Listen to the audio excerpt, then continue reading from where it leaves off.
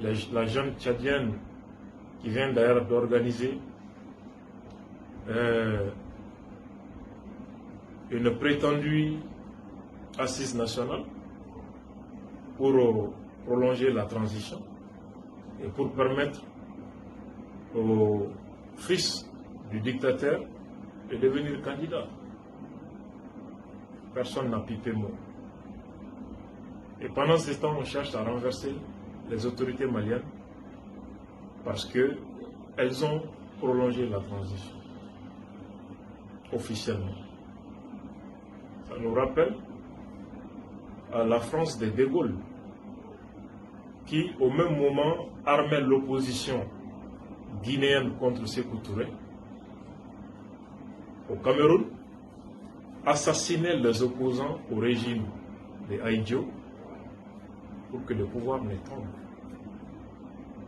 Je parle de l'assassinat de Mounier par William Bechtel, un agent des services secrets français, sous l'égide de Maurice Delaunay, ancien ambassadeur français au Gabon, et qui était un très proche, un des lieutenants de Foccart.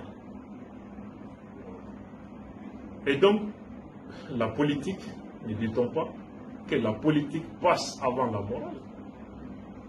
Bien évidemment. Alors, on va nous parler de quel principe, de quelle morale? Surtout quand il s'agit de la France, quand il s'agit du rapport entre ex-colonisateurs et ex-colonisés. On nous parle de quel principe? Si vous voyez qu'il y a l'insécurité au Mali et au Sahel de façon générale, les écoles sont fermées, tout le processus de développement aux arrêts, c'est parce qu'il y a le terrorisme.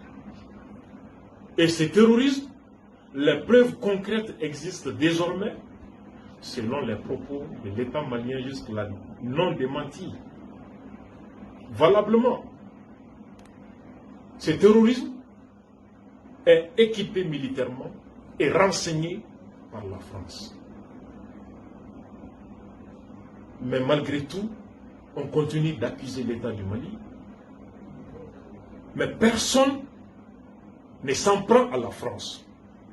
Ça vous montre à quel point la politique française a su se faire des complices locaux, des valets locaux, des idiots utiles qui sont prêts à détruire leur propre pays pour servir les intérêts d'une puissance extérieure. N'est-ce pas décevant? N'est-ce pas indigne une telle attitude de la part d'un citoyen du monde? Un Français, un penseur français le disait. Si je savais quelque chose qui fut utile à mon pays et préjudiciable au monde, je le regarderais comme un crime. C'est Montesquieu.